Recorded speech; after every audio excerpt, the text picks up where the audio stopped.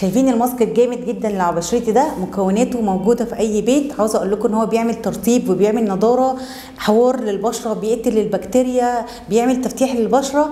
لو انتوا عاوزين تعرفوا مكونات الماسك الجامد ده ايه، تابعوني لاخر الفيديو.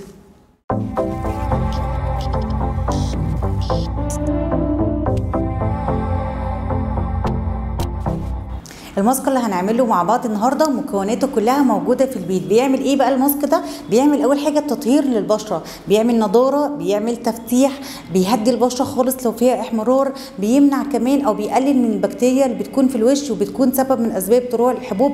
الماسكه حلوه جدا، مكوناته رخيصه وزي ما بقول لكم موجوده في اي بيت. ويلا بينا نشوف مع بعض مكونات الماسك ايه. اول حاجه معانا في الماسك هتبقى معلقه نشا كبيره، ادي معلقه نشا كبيره اهو، تمام.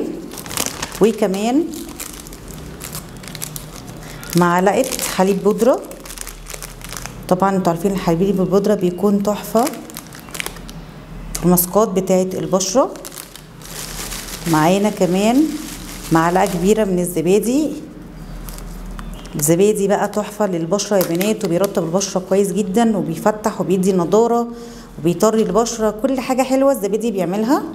واهم بقى مكون اساسي معانا الشاي الاخضر. شايفين الباكت بتاع الشاي الاخضر ده؟ الباكت اللي انت بتجيبيه دايما عشان تعملي دايت وفي الاخر ما بتعمليش دايت وبتركنيه زي كده. هتجيبي بقى باكيتين من الشاي الاخضر، تفتحيهم اهم زي ما انتوا شايفين كده وتفضيهم. طبعا انتوا عارفين ان علاج الشاي الاخضر للحبوب حلو قوي. معظم البنات اللي ما بيكونش معاها امكانيه ان هي تجيب حاجات عاليه لعلاج الحبوب بقول لها جيبي زيت شجره الشاي الاخضر، تحطيهم على بعض كده بقى، وبعدين بقى بتبتدي تقلبيهم بالراحه. وهنحط بقى المكون اللي هيعجنهم، يا اما ميه مورد يا اما لبن حسب ما انت بتحبي. انا هحط شويه ميه مورد لان انا كده تقريبا بالنسبه لي يعني حطيت يعني لبن بودره وحطيت كمان الزبادي، فمش محتاجه ان انا احط اللبن. لكن انتوا بقى لو عايزين تحطوا اللبن حطوا زي ما انتوا عاوزين، تمام. وهنبتدي بقى نعجن مع بعض المكونات كده كويس لحد ما تعمل خليط طري كده، ماشي كده. الماسك اصبح جاهز. لو انت بقى من محبين الليمون في الماسكات بتاعتك، بس اهم حاجه ان بشرتك ما بتكونش ملتهبه من الليمون، حطي نص ليمون. لو بشرتك بتلتهب بلاش النص ليمون. ويلا بينا بقى نحط الماسك على بشرتي ونشوف هيعمل معانا ايه. طبعا اول خطوه لازم نعملها قبل ما نحط اي ماسك موجود على بشرتنا هي خطوه تنظيف بشرتنا.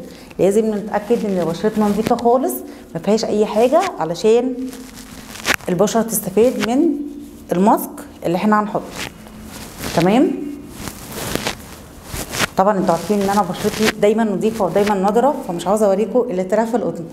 بعد كده هنبتدي نحط الماسك على بشرتنا ونسيبه حوالي تلت ساعه. بصوا عاوزه اقول لكم الماسك ده بقى بيرطب البشره، بيخليها تنور كده، لو في حبوب بسيطه كده صغننه بيشيلها. زي ما قلت لكم في بدايه الفيديو ان هو كمان بيموت البكتيريا الموجوده، بعيدا يعني ان هو ايه بيبهدل هدومي بيقع عليها، مع ان انا عاملاه تقيل خالص يعني. عايزه اقول لكم الماسك ده كمان ممكن تحطيه تحت عينك، هيرطب كده وهيقلل شويه من الهالات، لان كل مكوناته طبيعيه. وحتى الشاي الاخضر اللي احنا حطيناه مش خشن يعني مش هيجرح تحت العين، فهو حلو قوي يا بنات. الماسك ده ممكن تعمليه كده مره كل اسبوع تظبطي بيه بشرتك. طبعا بعد ما الاسعار غليت بنات كتير قوي كانت بتستخدم سكرابات وماسكات ما بقتش عارفه ان هي تجيبها، فالماسك ده هيجيب معاكم نتيجه كويسه جدا. دلوقتي انا سبت الماسك على بشرتي ربع ساعه والماسك تقريبا نط من بشرتي جه على بشرتها. الماسك حلو قوي يا بنات. البنوته القمر دي كانت موجوده معايا لما شافت ان الماسك حلو صممت ان هي تحط الماسك. بعد ما الماسك بقى فضل ربع ساعه على بشرتنا هنبتدي ان احنا نفرك بشرتنا بحركات دائريه كده، تمام. هو انا بقول نفرك جامد بس انا يعني بفرك جامد بس في نفس الوقت بالراحه على البشره، بس هو اصلا يعني مش سميك فمش هيوجع بشرتك خالص ما تقلقيش. وطبعا ما تنسيش لو هتعملي الماسك ده في البيت تحطي فوطه او اي حاجه عشان مش يفضل يبهدل فيكي زي ما هو مبهدل فيا كده. بعد كده بقى هروح اغسل بشرتي واوريكم نتيجه الماسك على بشرتي. رحت بقى غسلت بشرتي ودلوقتي انا شايفاها معاكم اهو زي ما انتم شايفين. انا مش عايزه اقول لكم، انا حاسه بسقوعيه كده في بشرتي. الماسك كويس جدا، النتيجه بتاعته حلوه قوي.